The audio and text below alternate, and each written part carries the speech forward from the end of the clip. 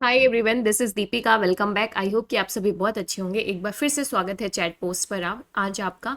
और आज हम यूनिफॉर्म सिविल कोड को थोड़ा सा सिंपलेस्ट वे में समझने की कोशिश करेंगे। बहुत ही ब्रीफ में समझेंगे हम कि what is uniform civil code, okay, UCC. अभी ये न्यूज़ में क्यों है, अभी प्रेजेंट इसका कंटेक्स्ट क्या है, हम डिस्कस क्यों कर रहे हैं इसको, ये जान लेते हैं। तो अभी रिसेंटली मतलब हाल ही में 22nd लॉ कमीशन ने एक तरीके से यूनिफॉर्म सिविल कोड के बारे में पब्लिक ओपिनियन के लिए ये इसे बाहर रखा है, एक नोटिस निकालिए कि भाई पब्लिक ओपिनियन क्या है, पब्लिक ओपिनियन जानने की कोशिश की है about the uniform civil code. इसलिए ये रिसेंट में अभी काफ़ी चर्चा पे बना हुआ है। तो what is uniform civil code? तो यूनिफॉर्म सिविल कोड क्या है? एक तरीके से कॉमन सेट ऑफ लॉज की बात करता है। ओके, यूनिफॉर्म सिविल कोड मतलब एक कॉमन सेट ऑफ लॉ होंगे जो पर्सनल मैटर्स को गवर्न करते हैं। पर्सनल मैटर्स क्या है? जैसे कि marriage, divorce, adoption, inheritance, succession हो गए for all the citizens irrespective of the religion.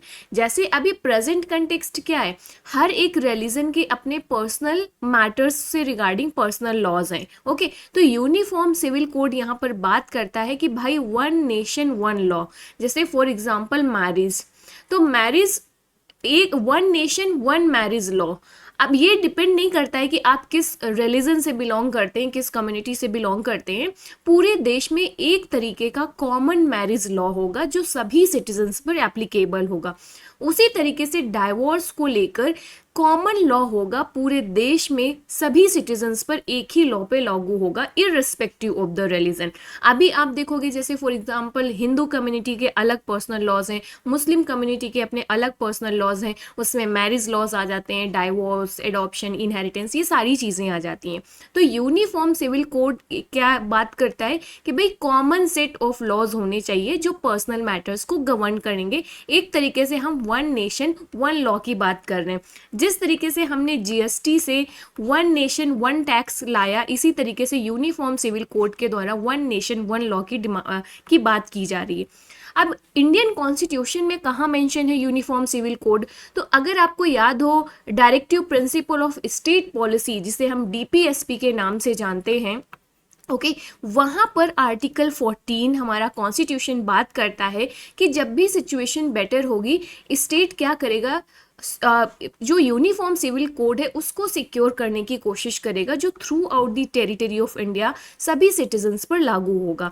तो directive principle of state policy आपको पता है कि ये नॉन जस्टिसिएबल है। मतलब जो भी directive principle of state policy में जो भी प्रोविजंस मेंशन किए गए थे, ये प्रोविजंस क्या थे कि भाई गवर्नमेंट जब भी कोई जो भी पॉलिसीज बनाएगी, प्रोग्राम्स बनाएगी, कुछ भी लॉ बनाएगी, तो इन गवर्निंग प्रिंसिपल्स को ध्यान में रखकर बनाएगी, और जैसे जैसे सिचुएशन बेटर होगी उसी तरीके से हम इसे लागू करते जाएंगे। आपको याद है पंचायती राज इंस्टीट्यूशन मुझे बताइएगा कि डीपीएसपी के किस आर्टिकल में है, कमेंट करके बताइएगा मुझे। तो पंचायती राज इंस्टीट्यूशन भी हमारा डीपीएसपी पे मेंशन था। फिर जैसे जैसे सिचुएशन बेटर हुई तो आपको याद होगा 73rd कॉन्स्टिट्यूशनल अमेंडमेंट एक्ट लाया गया, 74th कॉन्स्टिट्यूशनल अमेंडमेंट एक्ट लाया गया। ये अर्बन लोकल बॉडीज़ के लिए था, ये आपका पंचायती राज इंस्टीट्यूशंस के लिए था। तो इस तरीके से फिर हमने इसे परमानेंट एक लीगल स्टेटस दे दिया। तो आर्टिकल 14 को भी लीगल स्टेटस देने की बात की जा रही है। इसके बारे में ही लॉ कमीशन ने ओपिनियन मांगा है पब्लिक से। तो अभी ये समझ में आ गया कि यूनिफॉर्म सिविल कोड होता क्या है, करंट सिचुएशन क्या है, अभी प्रेजेंट में क्या चल रहा है। तो करेंटली क्या है, डिफरेंट लॉ रेगुलेट करते हैं जो डिफरेंट पर्सनल एस्पेक्ट्स हैं उसको डिफरेंट रिलीजन में। हिंदू के अपने पर्सनल लॉज हैं, मुस्लिम्स के अपने पर्सनल लॉज हैं। तो एक तरीके से इनकंसिस्टेंट पर्सनल लॉज देखने को मिलता है अभी प्रेजेंट में, क्योंकि हर एक रिलीजियस कम्युनिटी के अपने अपने पर्सनल लॉज हैं। ओके, अब ये पर्सनल लॉज मैंने ऑलरेडी बता दिया है कि different religion, caste, faith and belief के आधार पर जो कस्टम जो जो डिफरेंट ग्रुप ऑफ पीपल्स हैं उनके जो जो डिफरेंट एस्पेक्ट्स हैं जब पर्सनल लाइफ से रिलेटेड, जैसे मैरिज, डाइवोर्स, इनहेरिटेंस, ये सारी चीज़ों से लेकर हैं। और ये कंसिडरेशन कहाँ से आती है, इनके रिलीजियस टेक्स्ट एंड कस्टम से, जो इनके बिलीफ होते हैं, फेथ होते हैं, वहाँ से ये डिराइव करते हैं। ओके, एक चीज यहाँ पर ध्यान देने की बात है कि Goa is the only state in India जो यूनिफॉर्म सिविल कोड को फॉलो करता है, ये ध्यान रखना है। Goa is the only state, ये एक एक्सेप्शन है। पूरी इंडिया में गोवा एक ऐसा स्टेट है, ऐसा राज्य है जहां पर यूनिफॉर्म सिविल कोड को जहां पर एप्लीकेबल है, लागू है। बट जो गोवा में सिविल कोड है ना, ये पुर्तगीज ने 1867 पे दिया था, ये ध्यान रखना है। ओके, सो अभी जैसे मान लीजिए ओपिनियन मांगा गया लॉ कमीशन के द्वारा, तो कुछ सेक्शन ऑफ पीपल्स होंगे जो कहेंगे कि हाँ भाई यूनिफॉर्म सिविल कोड होना चाहिए, कुछ लोग होंगे जो कहेंगे नहीं भाई यूनिफॉर्म सिविल कोड नहीं होना चाहिए। तो हम यहाँ पर थोड़ा सा कुछ एक छोटा ब्रीफ में ओपिनियन समझने की कोशिश करते हैं कि जो यूनिफॉर्म सिविल कोड को सपोर्ट करते हैं वो क्या आर्गूमेंट देते हैं। कॉमन कुछ जनरल आर्गूमेंट्स हो सकता है आपके अपने और कुछ आर्गूमेंट्स हो, मुझे कमेंट करके बताइएगा अगर आपका कोई अपना पर्सनल आर्गूमेंट है तो। ये कुछ जनरल आर्गूमेंट है जो यूनिफॉर्म सिविल कोड के सपोर्टर्स देते हैं। जैसे पहला आर्गूमेंट दिया जाता है कि अगर यूनिफॉर्म सिविल कोड को लाया जाएगा तो इससे क्या होगा, इंटीग्रेशन ऑफ इंडिया इंश्योर होगा। मतलब आपको याद है प्रीएम्बल में क्या है, unity and integration of the India. तो एक तरीके से इंडिया में जो लोग हैं उनके अंदर एक ब्रदरहुड की फीलिंग, एक वी आर इंडियंस, ऐसे ये वाली फीलिंग यहाँ पर स्ट्रांग होगी। मतलब हम इंडियंस पहले होंगे और रिलीजियस कम्युनिटीज बाद में होंगे। अभी प्रेजेंट में कई बार देखने को क्या मिलता है कि लोग पहले अपनी कम्युनिटी को पहले लॉयल्टी शो करते हैं फिर देश के प्रति। तो ये सपोर्टर्स का मानना है कि अगर यूनिफॉर्म सिविल कोड लाया जाएगा तो इंडिया में इंटीग्रेशन काफ़ी स्ट्रॉन्ग होगा, इसको बढ़ावा मिलेगा। सेकेंड जनरल आर्गूमेंट दिया जाता है कि अगर यूनिफॉर्म सिविल कोड को लाया जाएगा तो एक secular character of the state बनेगा। मतलब रिलीजन या रिलीजियस सेंटिमेंट्स थोड़े साइड हो जाएंगे और हमारे पास ये यहाँ पर क्या आ जाएगा, पैट्रियोटिज्म एंड ऑल ये सारी चीज़ें। ओके तो ये सेकुलर कैरेक्टर्स थोड़ा सा रीइंफोर्स होगा।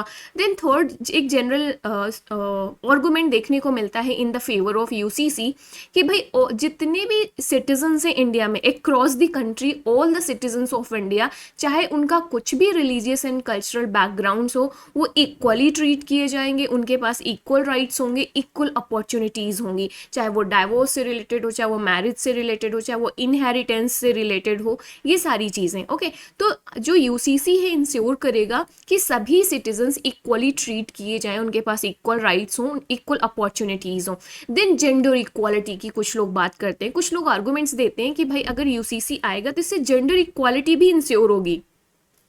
आप देखोगे कि डिफरेंट डिफरेंट रिलीजियस कम्युनिटीज़ में वुमेन के अलग अलग स्टेटस है, वुमेन के राइट्स अलग अलग हैं, चाहे वो इनहेरिटेंस राइट्स हों, चाहे वो प्रॉपर्टी राइट्स हों, चाहे वो मैरिज राइट्स हो, कुछ भी राइट्स हो, वो हर एक रिलीजियस कम्युनिटीज़ में अलग अलग है, वुमेन का स्टेटस अलग अलग है। ये वही डिपेंड करता है फेथ पे, उनके रिलीजियस टेक्स्ट पे। तो इससे क्या होगा, अगर यूसीसी लाया जाएगा तो जेंडर इक्वालिटी इंश्योर कर सकते हैं हम यहाँ पर। तो ये कुछ आर्गूमेंट्स थे फेवर में यूसीसी के, कुछ जनरल आर्गूमेंट्स। आप मुझे कॉमेंट करके बताइएगा अगर आप यूसीसी को सपोर्ट करते हैं तो आपका पर्सनल आर्गूमेंट क्या है। कुछ एक सेक्शन ऑफ द पीपल्स होगा जो कहेगा कि नहीं भाई यूनिफॉर्म सिविल कोड नहीं होने चाहिए, तो वो क्या आर्गूमेंट्स देते हैं, आर्गूमेंट अगेंस्ट द यूसीसी। तो यहाँ पर कुछ जनरल आर्गूमेंट्स मैंने यहाँ पर कंसीडर किए हैं जो यूसीसी के अगेंस्ट में हैं। तो जो क्रिटिक्स हैं उनका मानना है कि यूनिफॉर्म सिविल कोड अगर लाया जाएगा तो इंडिया की जो रिच कल्चरल डाइवर्सिटी है, भाई यूनिटी इन डाइवर्सिटी इंडिया का बहुत ही यूनिक फीचर है। तो लोगों का मानना है कि अगर यूनिफॉर्म सिविल कोड लाया जाएगा तो ये रिच कल्चरल डाइवर्सिटी को अंडरमाइन करेगा। सो भाई हमारे देश की जो हमारी यूनिक आइडेंटिटी है डाइवर्सिटी की, वही नहीं रह जाएगी, हमारी कल्चरल डाइवर्सिटी यहाँ से खत्म हो जाएगी। तो ये लोग आर्गूमेंट देते हैं। सेकेंड आर्गूमेंट जनरल आर्गूमेंट देखने को मिलता है कि भाई अगर यूसीसी लाया गया but without proper dialogue and consensus building among the different religious communities, तो अगर इस तरीके से क्या हो जाएगा, social and political tensions create हो जाएंगे। भाई यूसीसी के बारे में कंसेंसस बिल्ड करना इतना आसान नहीं है। हो सकता है जो majority group of the peoples हैं या मेजॉरिटी पार्टीज हैं वो क्या करेंगे, अपने फेवर में शायद अपने रूल्स को इम्पोज करें। ये लोगों में एक ट्रस्ट की कमी है, लैक ऑफ ट्रस्ट है यहाँ पर। ओके, लैक ऑफ ट्रस्ट होने की वजह से, कॉन्फिडेंस ना होने की वजह से क्या है, लोग कह रहे हैं कि ये एक तरीके से इम्पोजिशन होगा मेजॉरिटी कम्युनिटी का, और अगर ये हुआ तो ये social and political tensions create करेगा सोसाइटी में। ओके, तो जो सोसाइटी की जो पीस है, हार्मनी है, स्टेबिलिटी है, वो हार्म होगी यहाँ से। थर्ड जनरल चैलेंज आर्गुमेंट देखने को मिलता है अगेंस्ट यूसीसी कि चैलेंज इन इम्प्लीमेंटेशन। भाई यूसीसी को ठीक है अगर आप ला दोगे, इसे इम्प्लीमेंटेशन कैसे करोगे, एग्जीक्यूट कैसे करोगे। राइट, आपने देखोगे इंडिया में बहुत सारे क्रिमिनल लॉज हैं, सिविल लॉज हैं, बहुत सारे लॉज हैं। अब उन सब के बीच में कैसे सिमिट्री बैठाई जाएगी, ये एक चैलेंज आने वाला है। Then violates the fundamental rights. तो कुछ क्रिटिक्स मानते हैं कि जब फंडामेंटल राइट्स में रिलीजन क्या है, पर्सनल डोमेन है, लोगों की चॉइस पर डिपेंड करता है कि वो अपने religious sentiments, religious communities, religious organisation या इंस्टीट्यूशंस कैसे मैनेज करते हैं, ये उनकी पर्सनल चॉइस है, उनको फंडामेंटल फ्रीडम है इस चीज़ की। अगर यूसीसी लाया गया तो ये फ्रीडम हार्म होगी, कुछ लोगों का ये मानना है। तो ये था यूनिफॉर्म सिविल कोड के बारे में कुछ बेसिक इंफॉर्मेशन, जहाँ पर हमने देखा कि ये क्यों न्यूज़ में बना हुआ है, यूनिफॉर्म सिविल कोड क्या है, यूनिफॉर्म सिविल कोड की प्रेजेंट सिचुएशन क्या है। गोवा को हमने एक एक्सेप्शन स्टेट के रूप में देखा। देन हमने देखा कि जो यूसीसी जो एक मुद्दा है, इसके फेवर में आर्गुमेंट्स क्या हैं, इसके अगेंस्ट में आर्गुमेंट्स क्या हैं। मैं आपसे रिक्वेस्ट करूंगी कि आप मुझे कमेंट करके अपना आपका जो आर्गुमेंट्स है वो फेवर में भी हो सकता है, अगेंस्ट में भी हो सकता है, मुझे कमेंट करके बताइएगा। मेरा ओपिनियन यही है कि जो भी हो, मतलब ये प्रॉपर डायलॉग के साथ हो, कंसेंसस बिल्डिंग के साथ में हो, कोलैबोरेटिव अप्रोच के साथ किया जाए, सारे सेक्शन ऑफ द पीपल्स के ओपिनियन को बहुत ही जेन्युइन तरीके से कंसीडर किया जाए। इस तरीके से इस एक वे फॉरवर्ड हो सकता है। आप मुझे कमेंट करना प्लीज़ मत भूलना। वीडियो पसंद आई होगी तो वीडियो को लाइक करिएगा, कमेंट करिएगा, एंड प्लीज़ चैनल को सब्सक्राइब ज़रूर करिएगा guys, it's a humble request. आप इंस्टाग्राम में मुझे फॉलो कर सकते हैं, इंस्टाग्राम के लिंक इस वीडियो डिस्क्रिप्शन बॉक्स में मिल जाएगी आपको, एंड अपने फ्रेंड्स के साथ जरूर शेयर करिएगा। Thanks for watching, see you in the next video, bye, take care, keep learning, keep exploring.